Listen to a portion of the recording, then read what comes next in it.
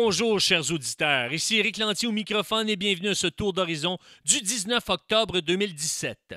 Aujourd'hui, il est question de la loi 62 et de la neutralité de l'État. Et oui, mesdames et messieurs, le gouvernement actuel, le gouvernement du Québec, a opté pour la neutralité de l'État. L'opposition aurait voulu que l'État se positionne en faveur de la laïcité de l'État. Quelle est la différence entre les deux? Eh bien, la laïcité de l'État, c'est qu'on veut évacuer de l'espace public les symboles et les manifestations d'ordre religieux, spécialement les manifestations d'ordre religieux de foi théiste. Maintenant, moi, je préfère que le gouvernement se positionne en faveur de la neutralité, comme c'est le cas pour la loi 62, parce que la neutralité, ça veut dire que on ne se positionne pas en faveur d'une religion. La religion fait partie de l'espace public. La religion fait partie des valeurs et des libertés individuelles fondamentales. Maintenant, ça fait partie du panorama. Ce que la loi 62 exige, c'est que les services soient donnés et reçus à visage découvert. En d'autres mots, si quelqu'un consulte un employé de l'État, eh bien, cette personne-là doit être à visage découvert. Et la personne qui donne ce service, qui est engagée par l'État, par le gouvernement, doit le donner aussi à visage découvert.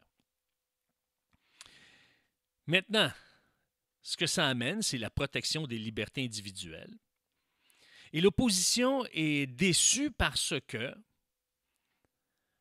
l'opposition aurait voulu que ce projet de loi, qui est devenu maintenant force de loi parce qu'il a été adopté, eh bien, puisse interdire le port de signes religieux par les employés de l'État en position d'autorité, comme les juges, les gardiens de prison, les policiers, ce que proposait Bouchard-Taylor.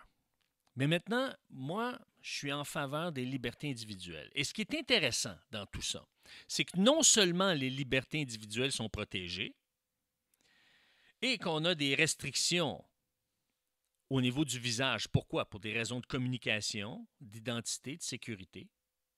À ce moment-là, eh bien, la burqa et le niqab sont interdits pour offrir des services. On ne peut pas offrir des services avec, par exemple, le port du burqa ou du niqab.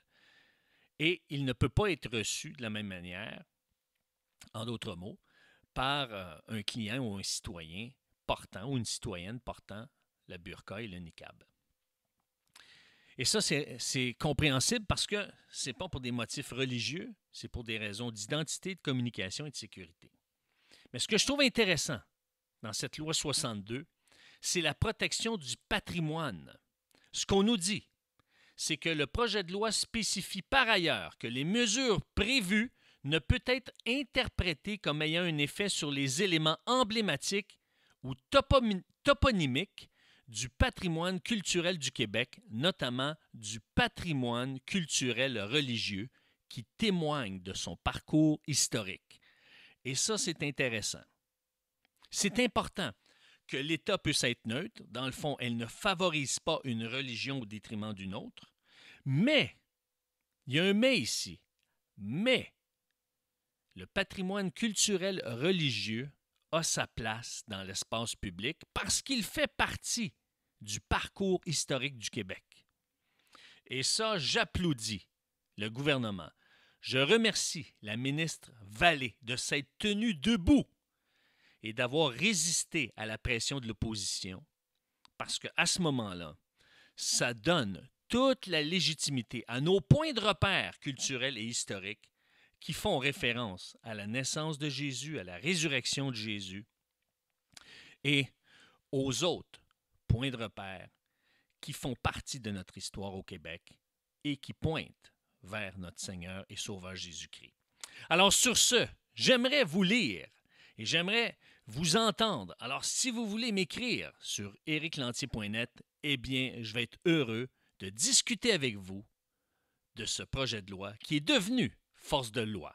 Sur ce, eh bien, je vous dis à la semaine prochaine.